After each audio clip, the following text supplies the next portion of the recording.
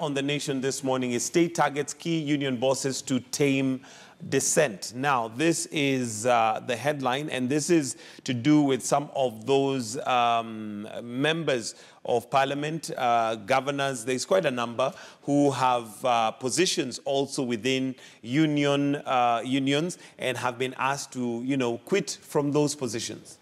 Yeah, I think the issue of unions is actually very strong for the state, because the state needs to have these people within the basket, because these people control masses.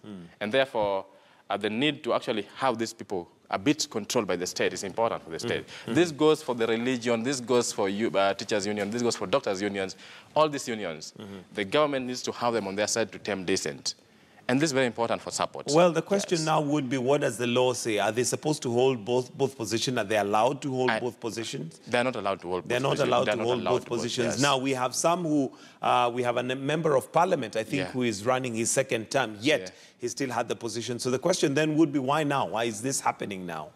But I think that in this government, in our country, basically, it's about loyalty. If the government realizes that you are not loyal to them and that you're not doing what you're supposed to do with your position, then they actually apply the law.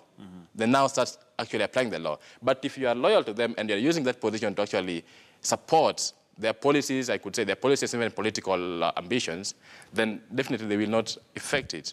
And they will support you even in parliament. But now this is coming up. You know why this is coming up now? We've just finished the electioneering period. We know who was supporting who was supporting who, and most of them must have shown signs of supporting the opposition. And therefore, that's going to be a problem. Well, it looks like it's different strokes for different folks. Yes. Let's still look at the front page, and there's a story here which is also going to be part of our State of the Nation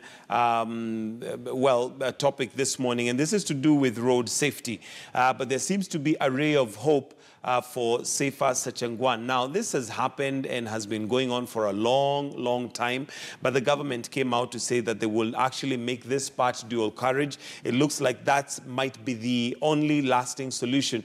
They tried speed bumps, they've tried to have NTSA, basically slow people down there, but it just seems to be something wrong with this particular part of the road. And not just this part, there are quite a number of black spots. Yeah, I think it has actually taken the government quite a long time to realize that it wasn't easy to tame road accidents using bumps. And I think if you drive along our roads, you know that bumps become actually one of the major issues.